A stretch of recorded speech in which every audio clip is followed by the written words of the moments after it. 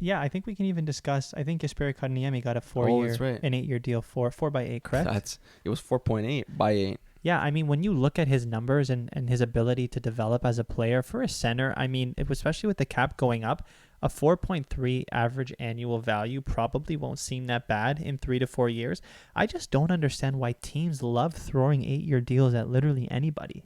Yeah, I don't know either. Maybe they're taking a gamble on him where it's like, okay, 4.8 maybe seems like a lot for the next couple of years, but like if the cap goes up like you said, or he finds form somehow. Yeah, I'm not really high on Kotkaniemi at all. I know Trocheck is up this year too, so maybe they're thinking, okay, well, he can slot in our second line. But if you're planning on contending again next year, I don't know if this is the guy you want on your second line center. Maybe we're not seeing something. I didn't really like him in Montreal either, but he's still 21? So he's still really young. So we definitely have to give him benefit of the time and give him a chance to progress. But what were your thoughts on the deal? Yeah, first off, I think the fact that Trocheck was coming up without a lot of centers in the UFA position was a pretty big incentive to make this move. And I'm going to be honest, I think the fact that they were kind of embarrassed on the offer sheet that they gave for him earlier in the year kind of incentivized them to make this deal so they didn't look terrible. And for anyone who doesn't remember, a couple of years ago, Montreal offer sheeted Sebastian Aho on a very, very good offer sheet. Aho would have fit fantastically on that team. Last year, Carolina seemed a little bit out of spite, came back. For sure. Right? They came back and offer sheeted Jesperi Kotkaniemi, and Montreal did not hesitate to not match it because the offer sheet seemed to be a far overpay. It was $6 million, I think, for a year or something like that. And they gave up how many first-round picks? Did they give up a first-round pick? I think it was a first, a second, and a third or something like that. Right, so if you're the GM of Carolina and you know that you need a centerman to fill in Trocheck's spot and you don't want to look like an absolute moron, maybe you sign this guy so that you don't have to hear intense scrutiny that emotions got in the way when you sign an offer sheet. That's true. That's a good point. If we're going to stay on the topic of contract extensions, did you want to talk a little bit about Thomas Hertl for a bit? I know you have some thoughts on that signing. Yeah, so why don't you explain to everybody the nature of that deal, like the AAV and the... Yeah, so he got signed to an 8-year deal for $8 million annually. And don't get me wrong, I think that's a fair deal for the player who's very good, but I'll let you kind of go off now on your opinion. No, I agree with what you're saying. So there's two different sides to this trade. Number one, it's incredible value for the money, like you mentioned. Number two, it could not have happened at a worse time for a more wrong team in the NHL. Yeah. Right? On its own, this deal is an A+. You have this guy with his prime years locked up, considerably under market value. The dude is an absolute star, but this is the last team that needed this deal. For real. Right? When I think about this, I think, why now? Like, when we look at San Jose's contracts, you have Logan Couture on an 8x8 at 32, right? You have Carlson on an 11-year deal till 2027.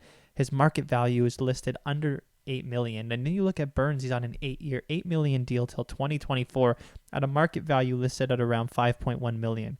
They have crazy money tied up in long-term deals, just like the Toronto Maple Leafs, except these players are has-beens. They're not current stars, right? It is impossible to make a rebuild and create a nice core when you have so many guys on long-term deals, right? So although the deal for Hertl is probably value for the money, this comes back to the argument that we made last week, where when you have a guy like Chychrun who is on good term and on a good deal, you still might be incentivized to trade him, because you know that you can't get assets around him long enough to make that contract worthwhile, right? Like, do you think they were right in giving him 8 years?